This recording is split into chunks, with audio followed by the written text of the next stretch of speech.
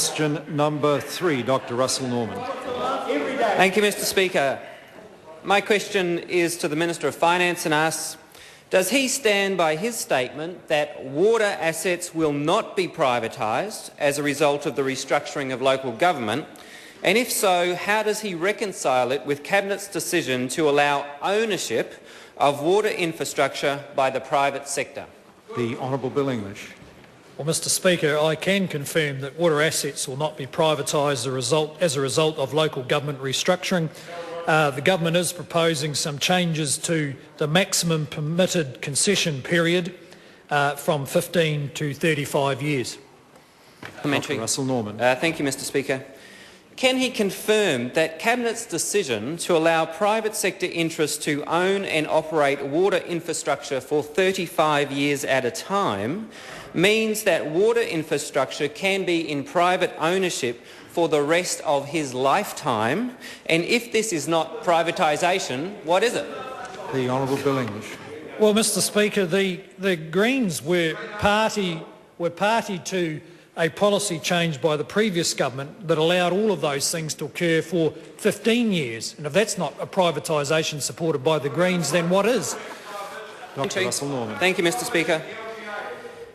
Can he confirm that the reforms to water management announced yesterday are very similar to those that preceded the massive failed water privatisation under the Thatcher government in the United Kingdom?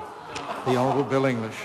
No, I can't confirm that, Mr. Speaker. The principal change that was announced yesterday was that the kind of arrangement which the member seems to object to now, but he agreed to in the previous government, that could last for 15 years, can now last for 35 years. And the 35 years makes a good deal more sense because the life of water assets is much longer than 15 years. Local government faces up to $10 billion of expenditure on water assets over the next couple of decades, and it's our view they need all the tools they can have available to make sure that ratepayers can get good value for money out of a very large investment. The Honourable Shane Jones. The Minister. Is the Minister satisfied that Auckland ratepayers want the new council to lose control of the management of water services and the privatisation of that infrastructure, given a poll earlier this year found 85% of Aucklanders opposed privatisation of water assets? The Honourable Bill English. Well, Mr. Speaker, that member was another member of the government that permitted exactly these arrangements, but only for the impractical period of 15 years. So the arrangements are no different in principle. It's just that they can apply for a more sensible period of time. Order. Just before we go on, the member did ask, though, the question was about the response, the attitude, the polled attitude of Aucklanders, not about what legislation the member himself might have supported. I just wonder if it's possible for the Minister to respond to that part of which was the substance of the question about the response to the attitude of Aucklanders. The Honourable Bill English. Mr. Speaker, polls about privatisation of water are irrelevant because these changes aren't about privatisation. Sue Kedgley. Is he aware that the 5 years following the Thatcher government's privatisation of water in the UK saw 18,000 households have their water supply cut off? And what, if anything, will his government do to prevent the same thing from happening here in New Zealand? The Honourable Bill English. Mr. Speaker, in answer to the first question, no. In answer to the second, water services will be provided by the Auckland Council in exactly the same way as they're provided by Auckland councils now. Jeanette Fitzsimons. Can the Minister clarify whether he's telling the House today that the only change the government intends to make to the water provisions of the Local Government Act is to change the number 15 to the number 35? And if that isn't the only change, then what exactly else are they planning to do?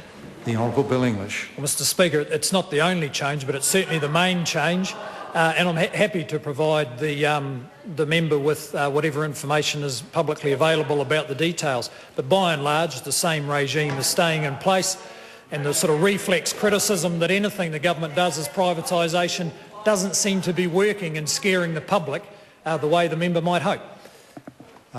Metiria Turei. Thank you, Mr. Speaker.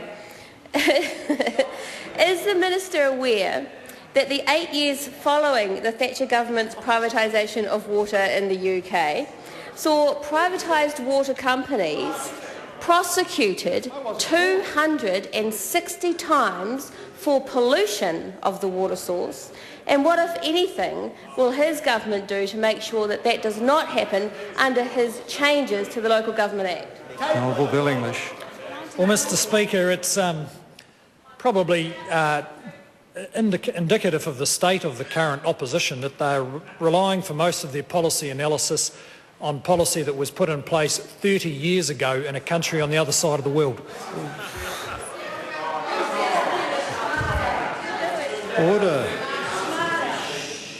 Order, I accept the question may not... Well, no, the question did ask about whether the Minister was aware of the certain outcome of a policy, I accept, implemented a long time ago, but that doesn't necessarily mean that abuse of the member asking the question is a fair answer. I think the Minister should, in answering, make some reference to the particular situation that the member asked about in the UK, if the Minister has the information on it. The Honourable Bill English. No.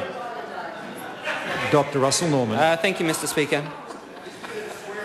Does he accept, in light of these examples from 30 years ago, that water privatisation was an abject failure in the United Kingdom? And so why is he initiating us in New Zealand to head down that path here when he himself acknowledges it's old policy that doesn't work? The Honourable Bill English. No, and we aren't. Question number 4. The Honourable